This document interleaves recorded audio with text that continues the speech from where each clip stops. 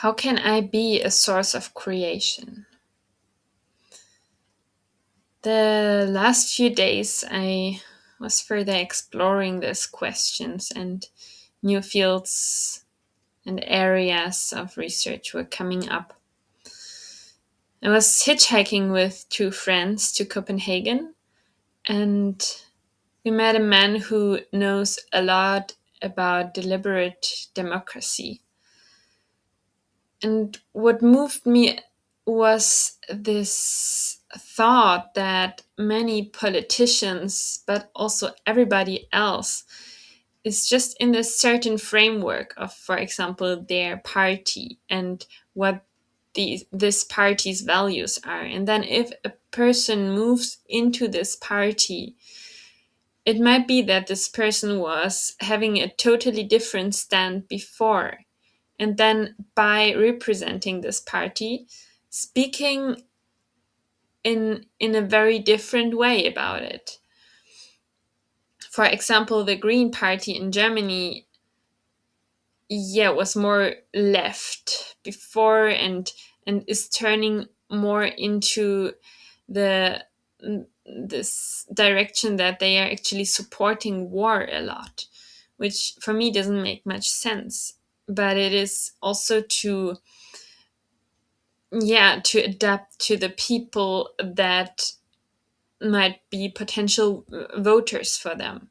So also the party itself is moving direction, but then the people who come in, of course, they want to represent the party, and they want to have as many voters as possible.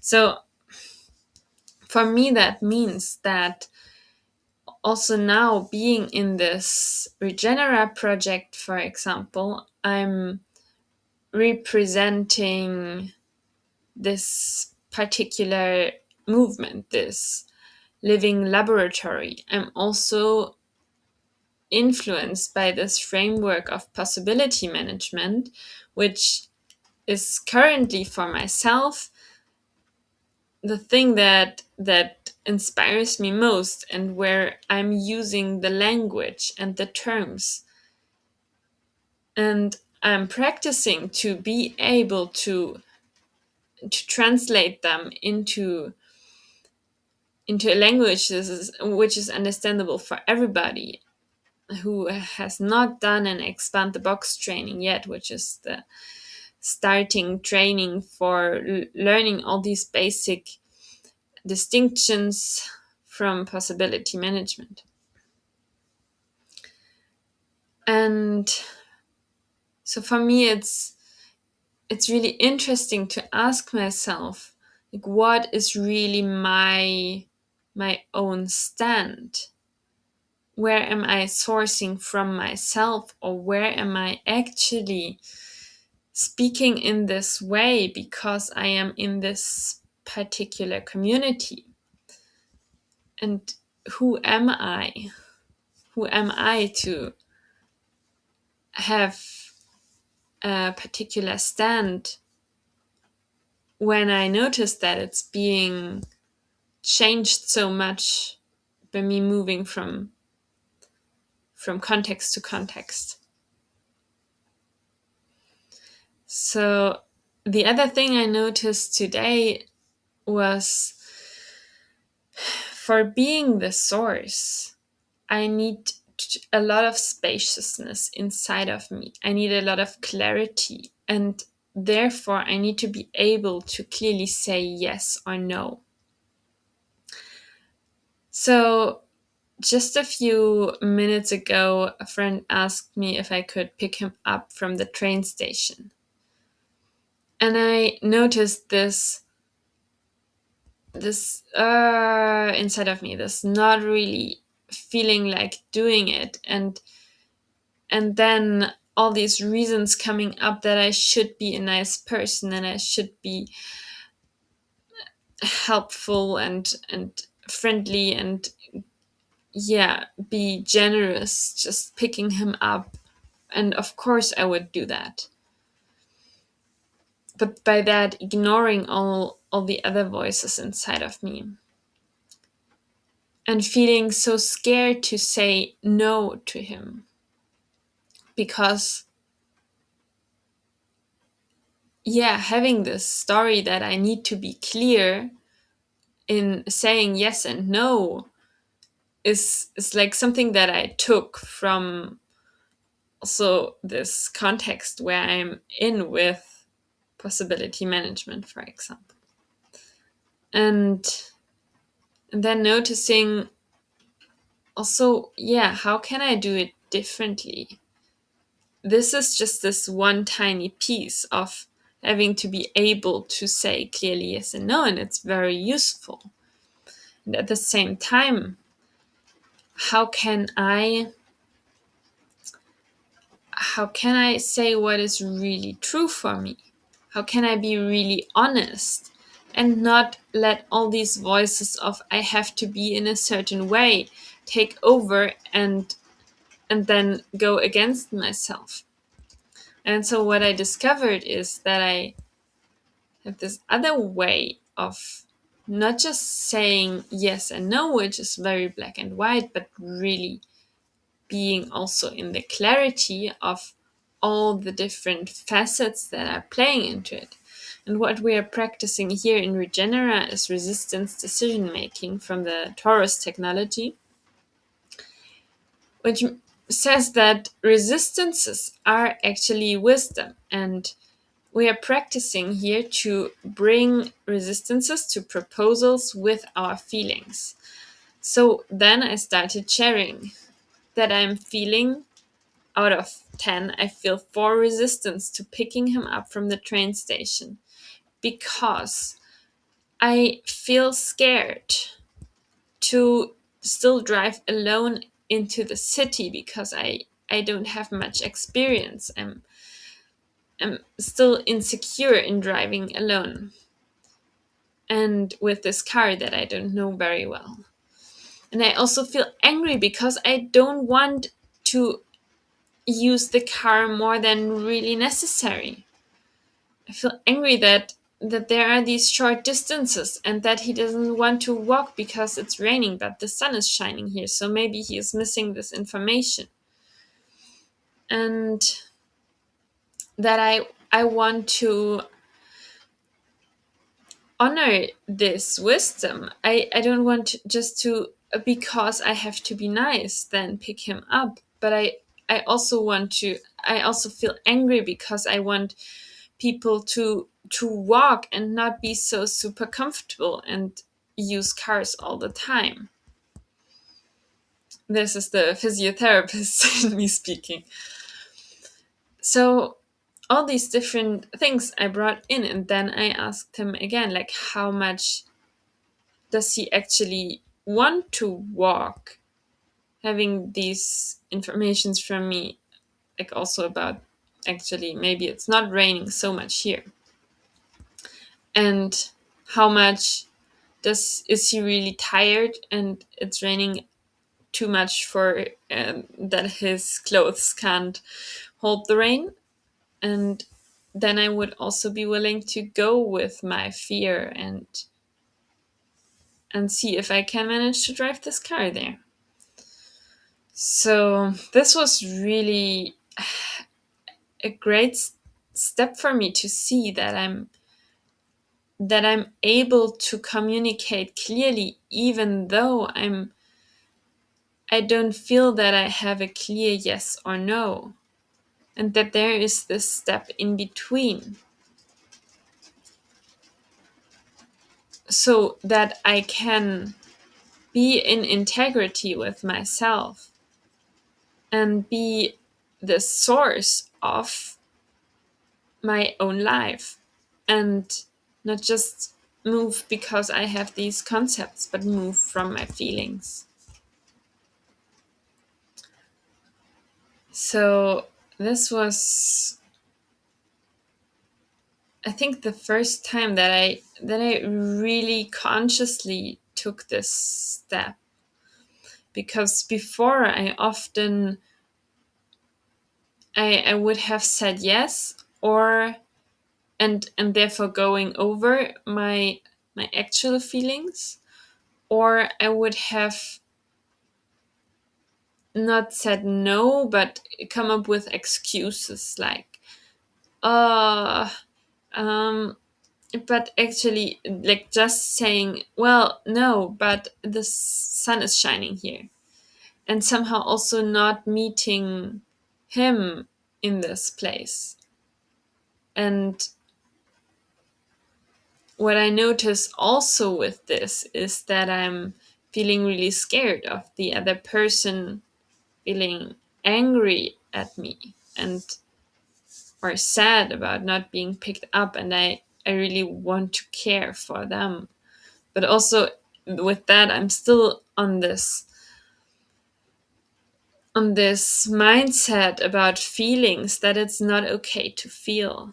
I don't want the other person to feel sad or angry or scared. And by that, I'm cutting out a part of life. I'm not allowing this richness that these feelings bring into my life. I'm like constantly in this freeze, in this holding on. Oh no, I cannot do that. I cannot risk that, because then the other person might be angry at me. And so this is also something that I can still look at more and transform, bring into healing processes. This fear of the other person being angry, especially, or sad. Yes.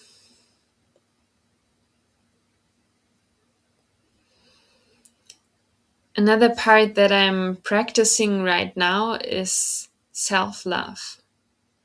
For me, that has a lot to do with actually being centered and therefore being able to be the source of my creation, of my life. Because I notice so much how I'm giving my center away. Even starting this call, I'm so much thinking about who might come and what could I do, and doing it right, and I'm not with myself. And if I'm then here seeing myself on the screen, seeing my own picture, I do this practice of seeing myself in love, and noticing all these parts coming up that I might be more challenging for me to love in this moment, and then giving love to them as well. How can I love the part that is so scared of holding space for this call? How can I love this part of me that wants to check the messages? And how can I love this part of me that is criticizing how this lamp next to me looks, how I'm looking, how my hair is looking, how my nose is looking, how the color of my face is? How can I love all these parts and allow myself to be here just the way I am? And I notice that then I'm immediately much more centered. And what we noticed in the first resource circle online was that when I'm thinking about what the other person might think about what I'm saying, then I'm getting off center. But I can very much just be centered and speak. I can be in my physical center and connected to myself and speak to another person, also looking them into their eyes, but still being connected and feeling myself.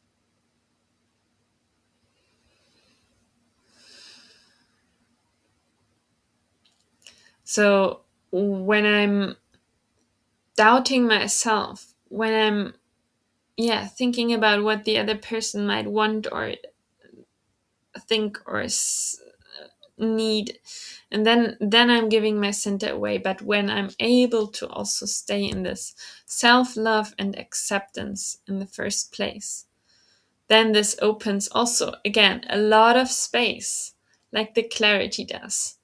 It opens a lot of space for me to act from within, from myself. And also connecting to this thing about the framework, the party, the context I'm in, when I am able to be in self love and when I'm able to be centered, then I can much more from myself say what my true stand is.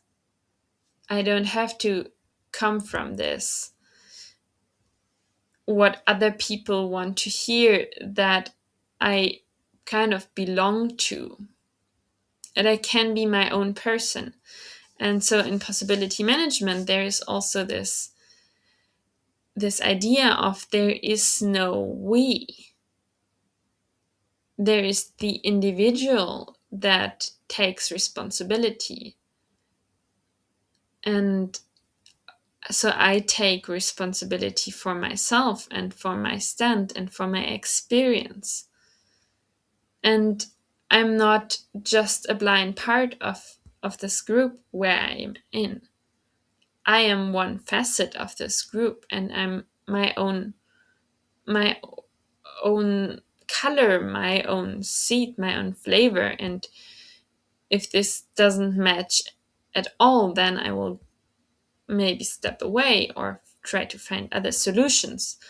But each of these people can like stand on their own, and that is something that I got from another community I was in for a long time in Portugal, that like how can we all be like pillars? How can we all stand straight in a community rather than leaning against each other?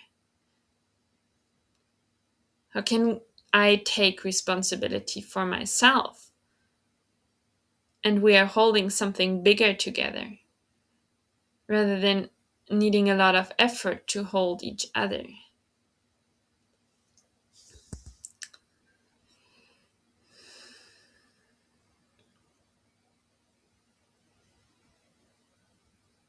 So, by being the source of what I what I want to create, it's also a big key for me to know what I actually want.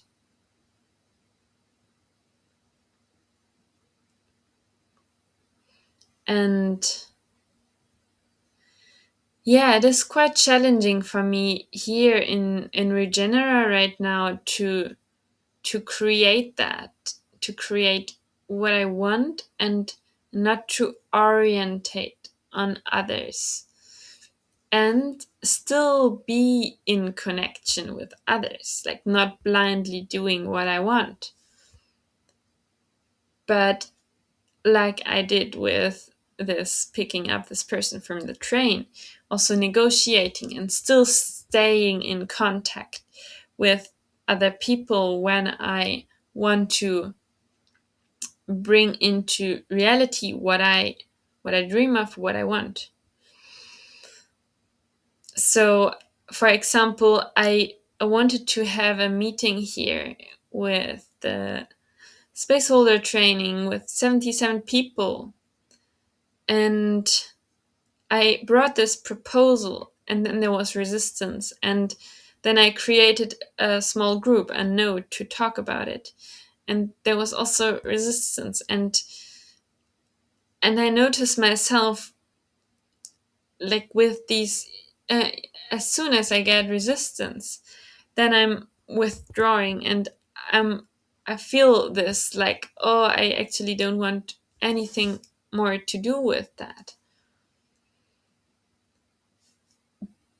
But there is the chance to really speak that out and all the feelings that come with that. What I'm learning and practicing right now, to really, when there is resistance, to stay, to look even closer. What is the wisdom? that comes with that, and how can I still do what I want in a way that it is actually more realistic and more doable, so that I can, yeah, transform these things that are in the way and create together, in like with the people who have resistances, something much greater.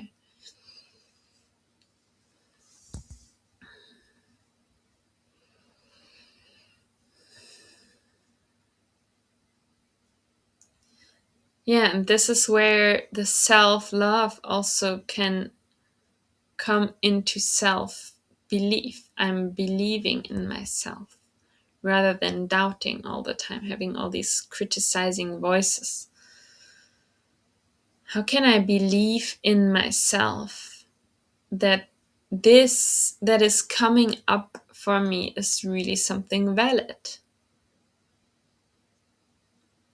I discovered a few like last summer, a few months ago,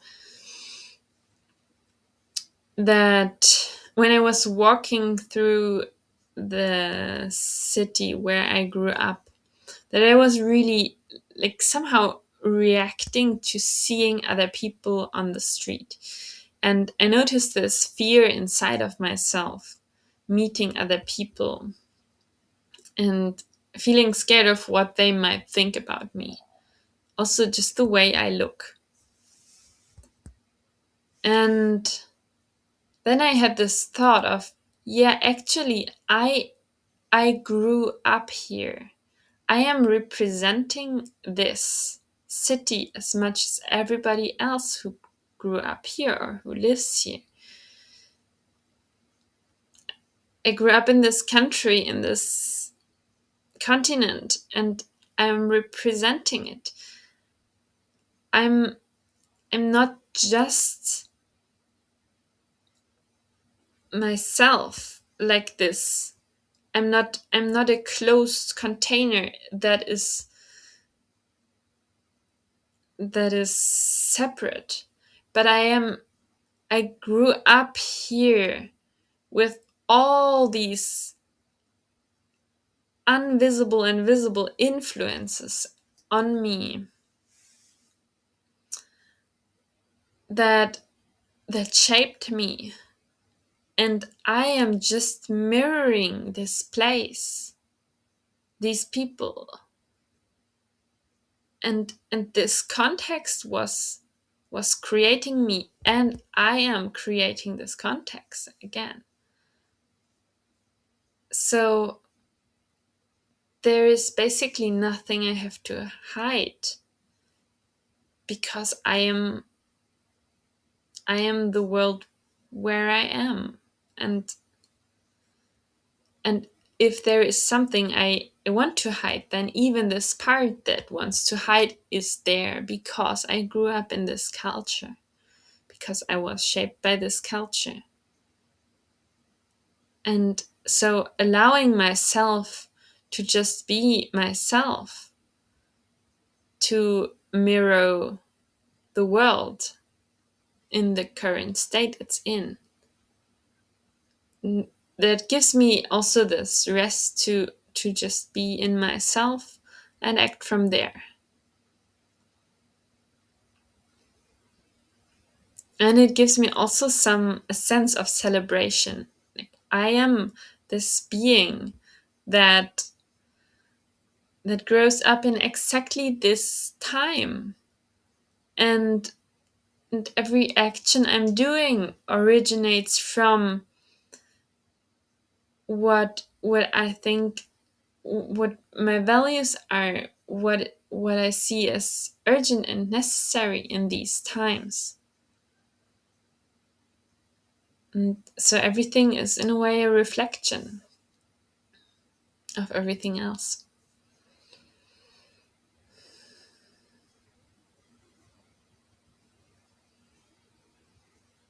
And when I'm hitchhiking, that's a reflection of the time. That's a reflection of me believing that going with more cars would be harmful for the environment, and believing that by walking or hitchhiking, I can create some idea in people that something else is possible, that I can create inspiration by that, and awareness, a moment of pausing and reflecting what everybody else is doing. Like when I'm seeing someone doing something that I've never done myself, or where I would feel scared of doing it myself, or what what would just not come to my mind, then I start reflecting and thinking about my own life. So, for example, if I see a person on the street all painted in gold and with golden clothes playing statue, then I start thinking about, what am I doing here? Running around, being seen by this person that is not moving. And what is this person seeing?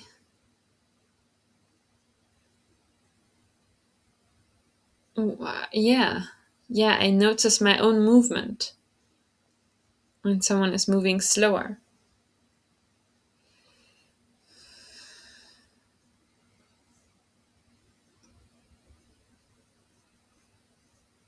I notice my own speed and insanity, and also,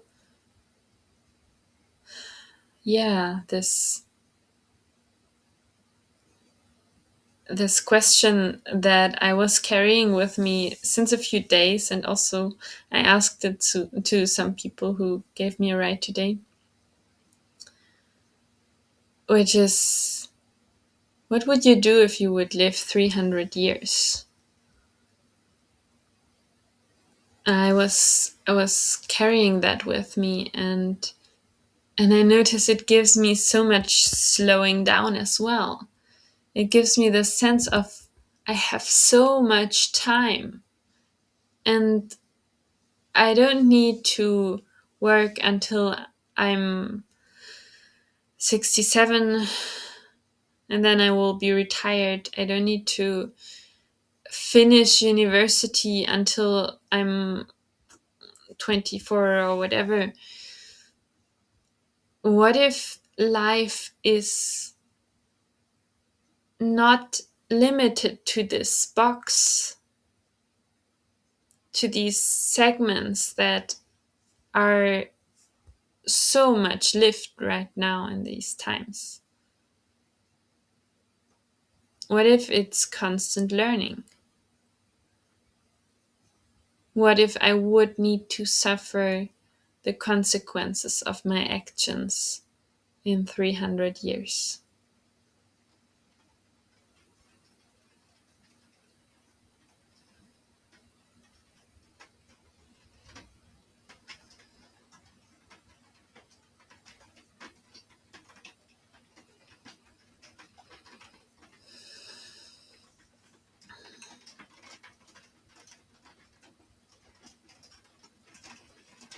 And then it brings me into the present moment, when there is nothing to run for anymore. And there is no rush because I will only get 80 or something. Then I drop back here into this moment, seeing myself on the screen, listening to my words, feeling my body, sensing my shoulders drop a little bit.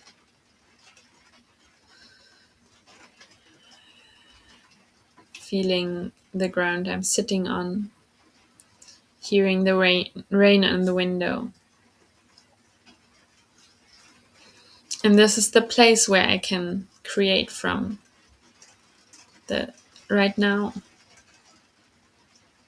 speaking to you, being who is listening.